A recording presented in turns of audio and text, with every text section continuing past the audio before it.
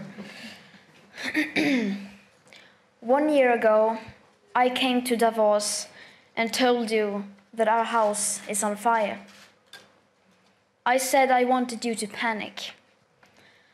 I've been warned that telling people to panic about the climate crisis is a very dangerous thing to do. But don't worry, it's fine. Trust me, I've done this before, and I can assure you it doesn't lead to anything. And for the record, when we children tell you to panic, we're not telling you to go on like before. We're not telling you to rely on technologies that don't even exist today at scale and that science says perhaps never will. We are not telling you to keep talking about reaching net zero emissions or carbon neutrality by cheating and fiddling around with numbers. We're not telling you to offset your emissions by just paying someone else to plant trees in places like Africa, while at the same time forests like the Amazon are being slaughtered at an infinitely higher rate. Planting trees is good, of course, but it's nowhere near enough of what is needed, and it cannot replace real mitigation and rewilding nature. And let's be clear, we don't need a low-carbon economy. We don't need to lower emissions. Our emissions have to stop if we are to have a chance to stay below the 1.5-degree target. And until we have the technologies that at scale can put our emissions to minus, then we must forget about net zero. We need real zero. Because distant net zero emission targets will mean absolutely nothing if we just continue to ignore the carbon dioxide budget that applies for today, not distant future dates. If high emissions continue like now, even for a few years, that remaining budget will soon be completely used up. The fact that the USA is leaving the Paris Accord seems to outrage and worry everyone, and it should. But the fact that we are all about to fail the commitments you signed up for in the Paris Agreement doesn't seem to bother the people in power even the least. Any plan or policy of yours that doesn't include radical emission cuts at the source starting today is completely insufficient for meeting the 1.5 or well below 2-degree commitments of the Paris Agreement. And again, this is not about right or left. We couldn't care less about your party politics. From a sustainability perspective, the right, the left, as well as the center have all failed. No political ideology or economic structure has been able to tackle the climate and environmental emergency and create a cohesive and sustainable world.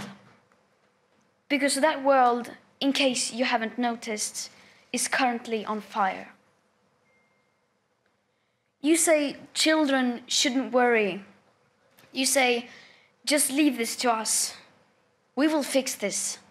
We promise we won't let you down. Don't be so pessimistic. And then, nothing. Silence. Or something worse than silence. Empty words and promises which give the impression that sufficient action is being taken. All the solutions are obviously not available within today's societies, nor do we have the time to wait for new technological solutions to become available to start drastically reducing our emissions.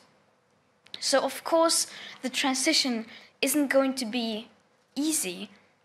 It will be hard, and unless we start facing this now, together with all cards on the table, we won't be able to solve this in time. In the days running up to the 50th anniversary of the World Economic Forum, I joined a group of climate activists demanding that you, the world's most powerful and influential business and political leaders, begin to take the action needed. We demand at this year's World Economic Forum participants from all companies, banks, institutions and governments immediately halt all investments in fossil fuel exploration and extraction, immediately end all fossil fuel subsidies, and immediately and completely divest from fossil fuels. We don't want these things done by 2050, 2030, or even 2021. We want this done now.